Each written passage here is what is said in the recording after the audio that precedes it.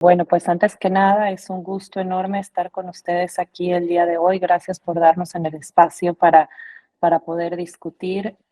Vamos a hacer una presentación entre Ricardo y yo sobre no solo los hallazgos que el Banco Mundial encontró en el reporte regional sobre inclusión de personas con discapacidad en América Latina y el Caribe, sino también conversando un poco sobre el portafolio que actualmente tenemos a nivel regional y también más específicamente los proyectos que estamos trabajando en El Salvador y donde vemos quizás potenciales oportunidades también, con mucho interés de también escuchar sus puntos de vista.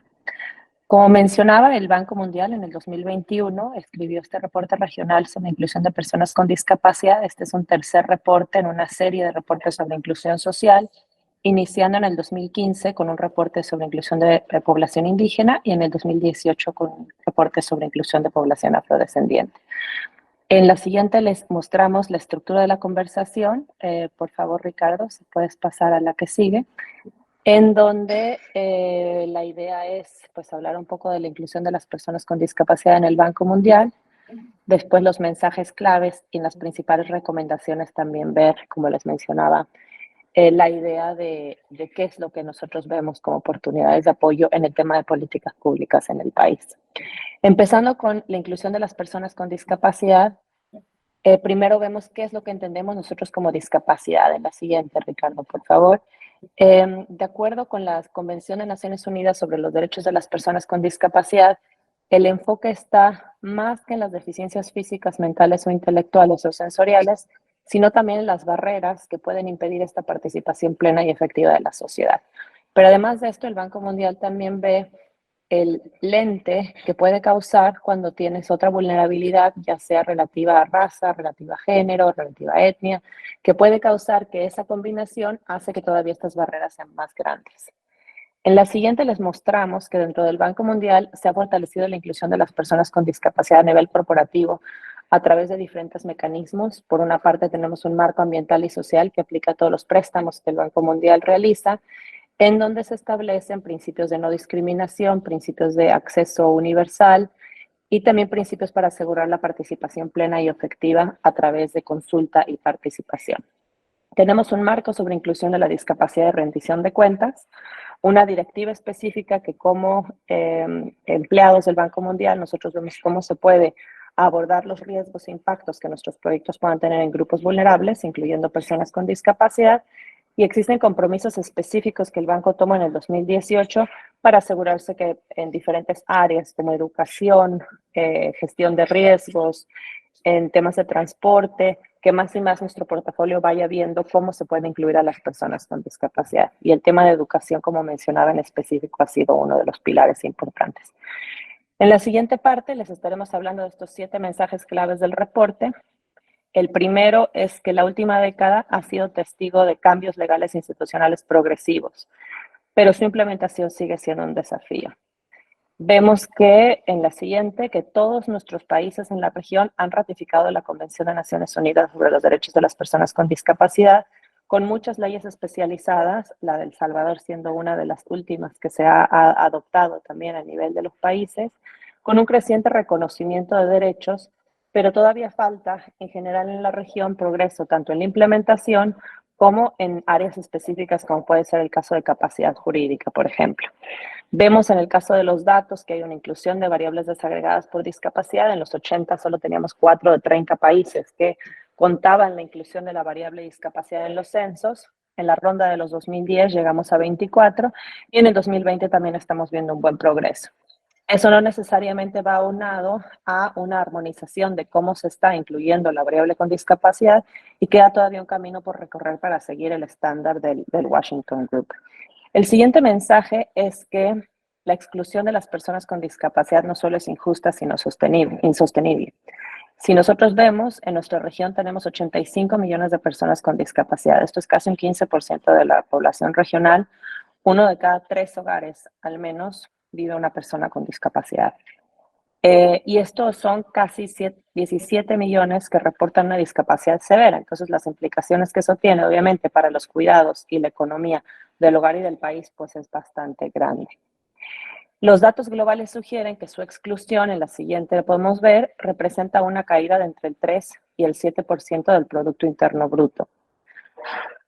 Si puedes saltar 2 más diapositivas, Ricardo, por Sí, favor. perdón, aquí algo se me No, está pegó bien. a un segundo. No importa, podemos seguir. Entonces, si tenemos una exclusión entre el 3 y el 7% del Producto Interno Bruto, y eso se ve tanto por falta de participación en el mercado laboral, una participación más en el sector informal y, como mencionábamos, toda la economía de cuidados, que muchas veces también impacta más a las mujeres que se encargan todavía predominantemente del cuidado. En la siguiente vemos que además América Latina está envejeciendo rápidamente, lo que se traduce también en más personas con discapacidad. Hoy por hoy estamos hablando que las personas con discapacidad junto con su familia llegan a 196 millones de personas. Entonces realmente el impacto es muy grande si tenemos unas sociedades en donde tenemos temas de inaccesibilidad. El mensaje 3 es que la pobreza y discapacidad se refuerzan mutuamente. Como podemos ver en la siguiente gráfica, los hogares con personas con discapacidad son más pobres en todos los países en donde teníamos data para poder analizarlo. Se han visto avances importantes, como pueden ver en Costa Rica, en donde ya se ha logrado disminuir esa brecha, y en Chile, pero en la mayor parte pues podemos ver una diferencia muy importante en aquellos hogares con personas con discapacidad. En 1 de cada 5 hogares en situación de pobreza extrema vive una persona con discapacidad. Entonces, esto nuevamente es un círculo vicioso entre ambos. Pero no solo que sean más pobres, sino también tienen más probabilidad de ser pobres y vulnerables. Entonces, el cambio en la probabilidad de ser pobre, si tiene una persona con discapacidad, ahí podemos ver, por ejemplo, en el mismo caso de Costa Rica, en donde si bien ya se ha logrado disminuir la brecha de pobreza, todavía existe una brecha muy importante de vulnerabilidad, ¿no? El siguiente mensaje es que algunas personas con discapacidad son más vulnerables que otras, y lo mencionábamos anteriormente, y en la siguiente diapositiva vemos las mujeres, las comunidades rurales y las minorías étnico-raciales viven una doble vulnerabilidad. Por ejemplo, en países tan diversos como México, Perú y Bolivia, vemos que hay un aumento de la probabilidad de ser pobre si el jefe del hogar se identifica como indígena o afrodescendiente, y eso lo hacemos al mismo tiempo que vemos el tema de discapacidad. De la misma manera, en el caso de vulnerabilidad, en Colombia y Ecuador son ejemplos en donde vemos que aumenta la probabilidad de ser pobre en hogares con personas con discapacidad, si además de todo tenemos jefatura femenina. El siguiente mensaje es que las personas con discapacidad son más vulnerables al shock. Por el momento en donde se hizo el reporte, el enfoque fue muy dado en, pues obviamente, la situación de la pandemia, pero como vemos en la siguiente diapositiva, no solo es la pandemia, si los desastres naturales son más duros para las personas con discapacidad, pues estamos hablando que son más propensas a vivir en barrios marginales, tienen menor acceso a Internet, tienen menor acceso a transporte accesible, muchas veces en el caso de gestión de riesgos y respuesta a un desastre natural, no necesariamente se está considerando las necesidades específicas que las personas con discapacidad puedan tener. El siguiente mensaje, los siguientes dos se enfocan en la parte de capital humano, que obviamente también tiene una implicación importante para la economía un poco más ampliamente. Las personas con discapacidad tienen menos posibilidades de completar la educación formal, incluso en aquellos países en donde se ha logrado casi llegar al 100% de acceso universal, todavía hay una brecha importante por recorrer. Tenemos que 15% de los niños con discapacidad no van a la escuela, y esto obviamente también tiene traducción en que el analfabetismo es 5 veces mayor entre las personas con discapacidad. Ahí sí podemos ver una brecha de 30 puntos porcentuales en el caso de El Salvador entre los niños sin discapacidad y los niños con discapacidad para asistir a la escuela, tomando niños de 6 a 12 años. Y en la siguiente podemos ver que no solo es que no están asistiendo a la escuela, pero también tienen más chances de abandonar los estudios, y más aún si son indígenas o afrodescendientes. En el caso de Uruguay, que tiene muchas políticas muy progresivas, ustedes pueden ver la disminución de la probabilidad de completar la educación es casi el 50% cuando estamos tomando en Uruguay los afro-uruguayos que además de todo tengan una discapacidad, ¿no? Entonces es muy grande la brecha que se va dando cuando también se van combinando estas vulnerabilidades. Esto obviamente tiene implicaciones en el siguiente mensaje, que las personas con discapacidad tienen una peor participación del mercado laboral. Lo que no necesariamente se ve en tasas de desempleo, sino como vemos en la próxima, se ve en una doble tasa de inactividad para los jefes de hogares con discapacidad, en promedio 11% más alta la tasa de informalidad, y también lo vemos en que ganan menos por empleos similares, aproximadamente un 20% en Costa Rica y México. Y en el caso que no solo impacta a las personas con discapacidad, sino al núcleo del hogar, ¿no? Entonces, 10% menos de ingresos en Bolivia y Costa Rica de otros miembros del hogar. Con esto le paso a Ricardo, que nos va a hablar un poco de cuáles son los mensajes o recomendaciones hacia una recuperación inclusiva y resiliente y discutir los temas que nos pertenecen también a política pública. Muchas gracias. Muchas gracias, de nuevo buenos días. Lo que queríamos hacer ahora era ver cuáles recomendaciones, cómo podemos aterrizar un poco parte de esta data hacia una recuperación inclusiva y resiliente de las personas con discapacidad. Entonces, el primer punto en la siguiente diapositiva, queríamos hablar sobre la invisibilidad estadística, que es uno de los grandes retos que afrontamos en la región. En El Salvador específicamente hay una importancia enorme en el próximo censo nacional esperado para el próximo año, por dos razones, ¿no? Los datos del 2007, que son los que se usan en su gran mayoría, primero no reflejan el contexto actual del país a nivel demográfico, socioeconómico, pero también el censo por sí mismo en su diseño carecía de variables que pudieran arrojar todos los datos detallados que pudieran darnos una mejor imagen de la realidad de las personas con discapacidad en el país. El Salvador ciertamente es uno de los 10 países que tienen encuestas especializadas de discapacidad. Por ejemplo, en el 2015 se hizo una, pero hay otro tipo de encuestas específicas, como las encuestas de hogares, que no han tenido variables suficientes.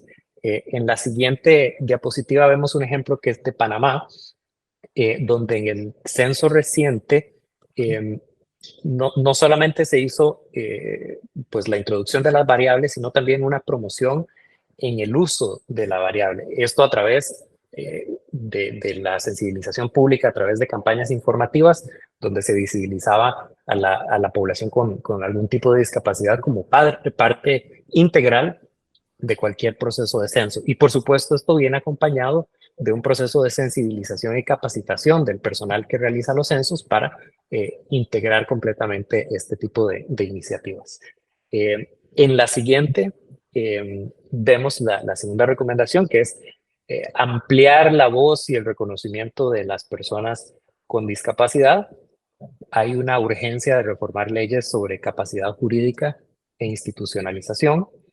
Los gobiernos deben también ampliar canales de participación de organizaciones de personas con discapacidad y es fundamental fortalecer la capacidad institucional. Y en el país, en El Salvador, cuenta con un marco normativo regulatorio que busca institucionalizar medidas consistentes. Hay instituciones que tienen por su propia naturaleza y mandato protocolos internos y reglamentos y lineamientos que ya hacen una incorporación de políticas internas sobre cómo hacer una inclusión de personas con discapacidad en su personal. También está la ley especial para personas con discapacidad. El reto es poder articular de una forma más consistente y sistemática cómo la ley y los reglamentos y los protocolos internos pueden realmente accionarse en procesos concretos. En el caso del Banco Mundial, estamos trabajando de cerca en algunos proyectos de educación, de salud, con el MinSal, el MINED,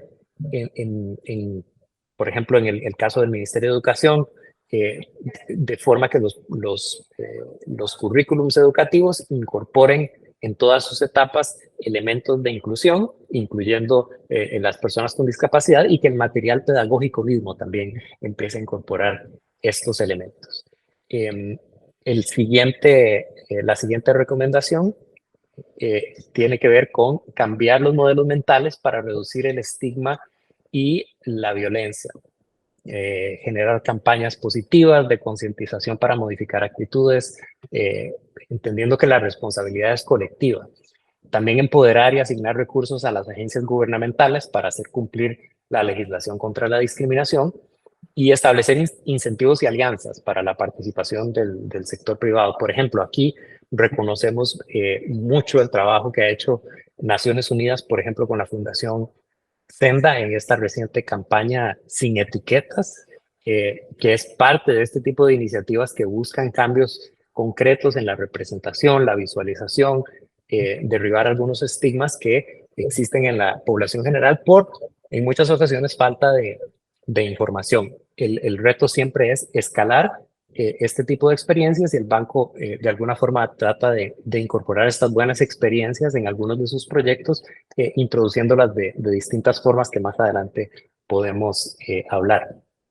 El siguiente es un ejemplo de un proyecto en Honduras, de un proyecto enfocado en agricultura, donde hubo varias actividades. Quizás ahora podemos ampliar un poco más en la etapa de conversación, pero tiene que ver con lo que hablábamos, ¿no? Una representación distinta del agricultor, en este caso agricultores también muchos que tienen algún tipo de discapacidad, visibilizarlos en formas visuales, hacer que esto mediáticamente la población tenga acceso y pueda ver esa representación quizás distinta, más inclusiva, con personas que tienen discapacidad y que son parte de sectores fundamentales en la producción de un país, en este caso en Honduras, ¿no? Y en la región hay muchos ejemplos de cómo poco a poco en distintos sectores se trata de cambiar la perspectiva usual de cómo se perciben trabajadores y trabajadoras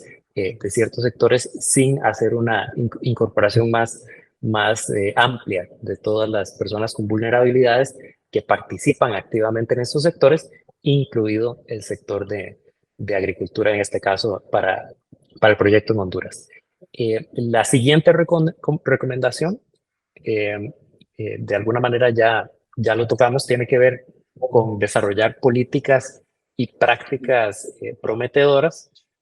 Como mencionaba yo antes, tenemos aquí varios ejemplos regionales de reducción de pobreza en ciertos países, fortalecimiento de la voz y la participación, transporte inclusivo en países del Cono Sur, protección social inclusiva, educación inclusiva, escuelas accesibles, justicia accesible, programas de vivienda accesibles. De alguna forma, el rol del Banco Mundial, y lo hemos hecho en proyectos, en nuestro portafolio y en discusiones con organizaciones, es precisamente este tipo de experiencias, de riqueza, de conocimiento sobre jurisprudencia. El banco tiene un rol mediador, ¿no? Es parte de alguna forma de nuestro mandato tener esas conversaciones, también reconociendo los logros que ha habido en el país, como mencionaba la Ley Especial de Inclusión de Personas con Discapacidad. Existe normativa técnica, por ejemplo, en temas de telecomunicaciones e información digital, que está regulado en el país.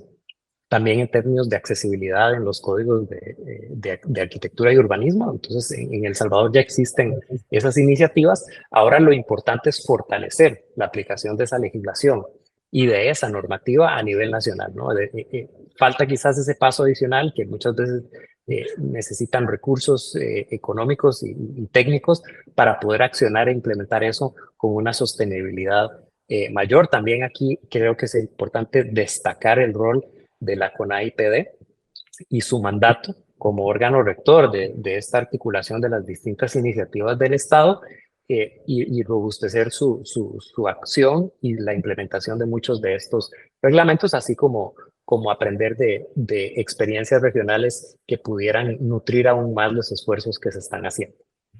En la siguiente recomendación hablamos de identificar desafíos para la implementación de políticas progresivas. Entonces también es un poco el autoanálisis institucional de marco de país para optimizar evaluaciones de programas, escalabilidad y desafíos, en particular, por ejemplo, en el mercado laboral, destacar la importancia y los recursos necesarios para los mecanismos de cumplimiento, estableciendo responsabilidades claras y objetivos medibles.